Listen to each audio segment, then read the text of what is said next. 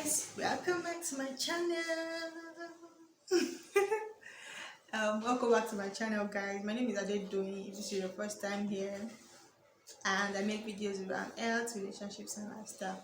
If it's not your first time, thanks so much for coming back, you guys. I appreciate it. Thank you. In today's video, I'll be talking about some sex and contraception myths that some of you still believe.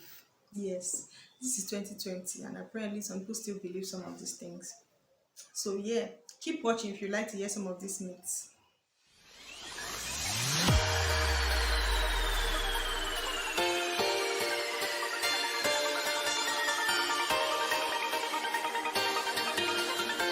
The first is that some people still believe that a lady is supposed to bleed the first time she has sex. So and this goes way back, Sha, because I know I've heard that there are some cultures that they use this white sheet on the bed the first time a lady marries. So when they have sexual intercourse, they're supposed to come out with the husband comes out with the clothes, and there's supposed to be blood on it. If there is no blood on it, they will assume that, oh, this lady is not a virgin, or she wasn't a virgin as at when she married. And let's put aside the fact that all this whole virginity stuff first, let's put that one aside. But like the fact that they thought that you're actually supposed to bleed to the extent that you wet the bed to prove that, oh, you had not had intercourse before, it's very ridiculous. So I mean, a lot of us should know now, but I know some don't, that the hymen is a tissue, and it comes in variety of shapes, and it's an elastic tissue. So it's it's not like a barrier. And the idea a lot of people have is like, oh, there's this blockage covering the vagina. If that was so, then people would not be seeing menstrual bleeding because there'll be no way for the menstrual blood to come out. Do you understand me? Condition where there's usually like a complete, where there is no hole in the hymen at all, is what we call imperforate hymen. Conditions like that, the menstrual blood might not even be able to come out, and this person might have need to have like a minor procedure done to open it so that this person can have menstrual blood flow and their normal menstruation without any problems. There might be minimal blood stain. Maybe this tissue eventually tears. Maybe it's like a bit smaller and it tears, because the hymen comes in a variety of shapes, and so if it tears, fine, there might be minimal bleeding or sort of like a thick, like kind of thin kind of clotted kind of blood thingy. But for some people, there might be no blood at all, no blood stain or whatever it is. Do you understand? But the idea that there's supposed to be a lot of blood or there's must be blood is a myth. Yeah, so the hymen is just a fleshy tissue that surrounds the vaginal opening. It has a hole that is wide enough for menstrual blood to pass. And if menstrual blood can pass, so why can't penis pass without any problem? So the idea people have is like, oh, there's supposed to be like a wall covering the vagina, which is wrong. Another myth is some people swear by withdrawal method. So some people are like, oh, you know, pull out, the whole pull out game is your pull out game is strong, your pull out game is weak, whatever the whole drama is about. But people that it has happened to and they have evidence will promise you that withdrawal method is not 100% effective. So you can go ahead and try withdrawal method if you're not, you don't want a child, but if you have a child, not a big deal, you get, or maybe you're not so concerned about whether a child comes about or not, fine, you can go ahead and try withdrawal method. But it is said that even in the pre-com, which is the fluid that comes out before the actual semen, when the man ejaculates, so that's pre-com, there can actually be some sperm cells in it, and that just one tiny sperm cell is enough to produce a baby if you are lucky to be ovulating around that period. Yeah, some also think, oh, you can't get pregnant when you have sexual intercourse during your period. The sperm cells can survive as long as 5 days in the woman's body. So say you're menstruating and you know that now, if you have a very, very regular cycle, you might be safe and you might escape this. But even still, do you understand? It all depends on how long you menstruate for.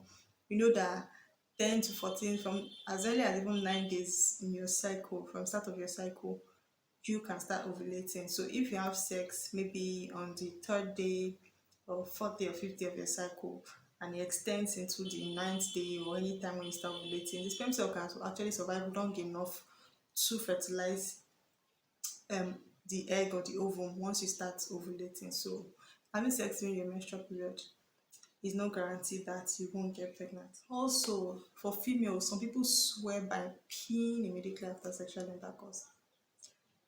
I don't get how that one works. Like, I really actually don't understand, because the opening that the urine comes out from is quite different from where the semen or the sperm goes into. So I don't know how that one relates. Peeing after sex, most people recommend peeing after sex to help prevent urinary tract infection, because the openings are quite close. The opening of the vagina and the urethra, which is where the pee comes from, so they are quite close. So during the process of sexual intercourse, bacteria can spread to the urethra, causing a urinary tract infection. So if you pee immediately after sex, you decrease the chance of getting urinary tract infection, but that doesn't prevent you from getting pregnant if you have unprotected sexual intercourse without any effective contraception. Like when I was in secondary school, I remember a friend swore by it, that, not like swore by it, but she mentioned that our aunt used to use take bitter lemon after she has unprotected sexual intercourse, that it's used to kill any chances of getting pregnant. And then I would have thought, maybe that's true, that's a good one. Oh. But I mean, growing up and getting older, I realized no, there is no way taking something, taking bitter lemon drink is a form of contraception. Some even take antibiotics like after intercourse. Why? People are the ones abusing antibiotics. You are the ones. Hey, taking, what does antibiotics have to do with pregnancy? What's the correlation? If anything, you just, if you go and take antibiotics that can affect pregnancy, you end up having a child who has a deformity because took an antibiotics that should not be taken in early pregnancy. So please, the emergency contraceptives that can be taken within 24 to immediately after sex to about 72 hours after intercourse. So why not do that stuff, taking bitter lemon and antibiotics? There's some I even saw my head recently as well. Salt water, taking salt water, um, taking salt water, then alabuku and Sprite mixed together.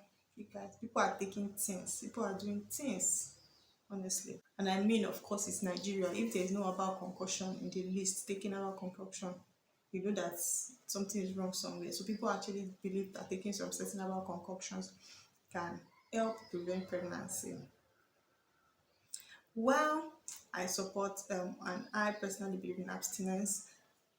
The truth is, preaching, I mean, as a doctor or as a health worker, I can't but preach safe sex, because the amount of people I see who present every time with, oh, maybe incomplete abortions as a result of illegal termination of pregnancies just because they did not practice safe sex. I think preaching safe sex doesn't mean, won't make those who are already abstinent or who have decided to be abstinent to go ahead and choose to have sex. It just makes it just helps reduces cases of maternal mortality and cases of complications around pregnancy and things like that among those who have chosen to not be abstinent. So I am pro abstinence, but I'm also for safe sex if you decide to do it. So yeah, um, see your doctor. There are several contraceptives that you can go with that are super convenient. But like, it's 2020. If you're having sexual intercourse, then you should know better. You should be able to protect yourself, not just from pregnancy but from sexually transmitted infections. So I don't know if I did a lot of rambling in this video, but I hope you get the point. It was such a struggle shooting this, but I'm glad that it's done, and I hope it turns out well, and I hope you get the message. So you guys should stay safe. If you have questions, I mean, you can send me DMs on Instagram. I'll be willing to answer. Yeah, and you can also leave comments in the comment section below. If you have other questions or video suggestions or recommendations, please be sure to let me know in the comment section down below. If you are yet to subscribe to my channel, what do I always forget is, if you're yet to subscribe to my channel, kindly hit the subscribe button down below. Yeah, it means so much to me. Thanks for the support, and I'll see you guys in my next video. Bye.